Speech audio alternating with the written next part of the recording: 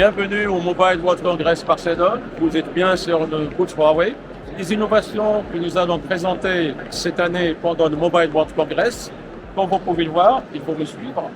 Toute cette partie-là, on va parler d'un concept que nous avons mis en place qui s'appelle Guide et qui permet effectivement de monétiser le réseau 5G avec une solution de réseau 5G vers les réseaux 5.5G et tout ça pour construire un monde intelligent.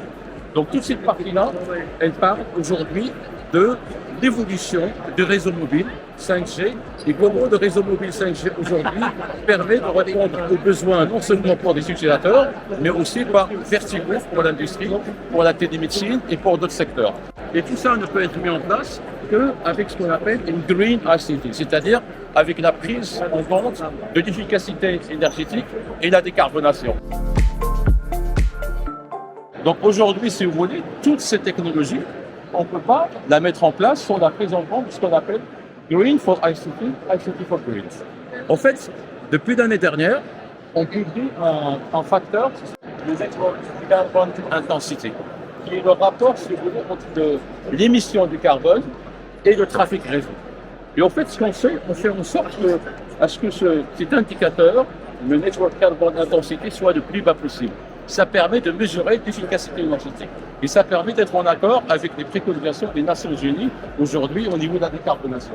Et alors tout ça, donc on a mis en place l'année dernière avec ce concept de ce qu'on appelle more bit, but less watt. On a de plus en plus de réseaux, de plus en plus de données, mais on fait en sorte d'avoir de moins en moins de consommation au niveau de l'énergie. Maintenant, comment on va décliner ça? On les décline au niveau de 3 couches. On le décline au niveau du site parce que pour qu'on puisse avoir ce facteur NC, le Network Carbon Intensity, le plus bas possible, il faut être capable de construire un green site. Construire un green site, ça veut dire qu'il faut avoir le choix du site, premièrement, les technologies qu'il faut mettre dans ce site-là pour qu'il soit green, ça c'est important. La deuxième chose, c'est ce qu'on appelle Green Network. Dans le Green Network, ça veut dire quoi? On va faire en sorte que l'architecture réseau, il faut la simplifier. Parce qu'aujourd'hui, beaucoup d'architectures réseau qui sont assez anciennes, ils utilisent beaucoup de composants, et donc il faut simplifier ces réseaux-là, d'une part. D'autre part, parfois, il faut même changer complètement l'architecture réseau. Aujourd'hui, on pousse de plus en plus de ce qu'on appelle le all optical. Pourquoi? Parce qu'aujourd'hui, le réseau optique, la fibre, consomme beaucoup moins que le cuivre.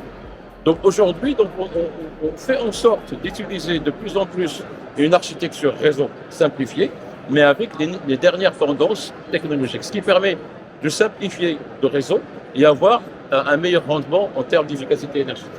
C'est ce qu'on appelle les Green Network. Et tout ça ne peut être finalisé qu'avec une Green Opération. Au niveau de l'opération du réseau, il faut qu'il soit simplifié, il faut qu'il soit intelligent. Donc on intègre l'intelligence artificielle dans les opérations du réseau. Alors, ce concept ici, le Network Operation, on l'utilise aujourd'hui dans les équipements pour les opérateurs télécoms, mais également pour le data center. Aujourd'hui, on est en train de parler au Maroc pour mettre en place un cloud, de plus en plus de demandes pour le data center. Mais il faut que ce data center, il faut qu'il soit green. Et pour qu'il soit green, toujours pareil. Donc il faut le choix du site. Il faut mettre en place de plus en plus ce qu'on appelle le concept de green site.